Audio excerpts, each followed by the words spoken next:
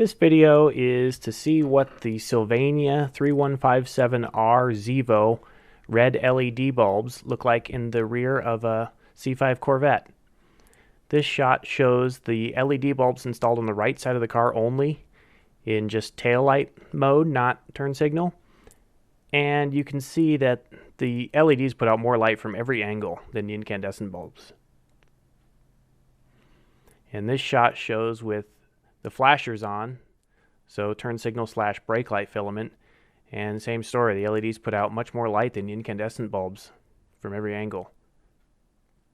And also you can see the LEDs respond quicker to the flash. They're quicker to turn on and off than incandescents, of course.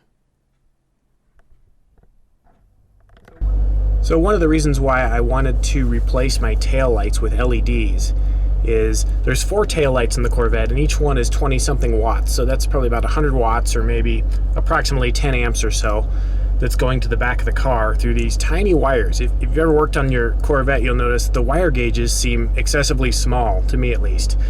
And one thing I notice is that when I hit the brakes, sometimes if the engine's idling, the headlights will dim a little bit, and when the turn signal is on, I can hear my fuel pump changing tone with the turn signal because the taillights are drawing so much current that it's a voltage drop for the fuel pump.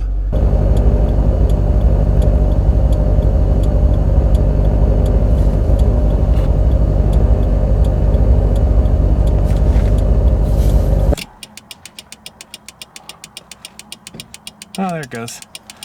Still a HyperFlash, but it's reasonable.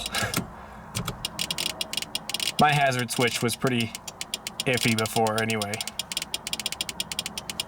So besides the HyperFlash in the hazard mode, the LEDs put out a lot of light, and I'm pretty happy with the upgrade.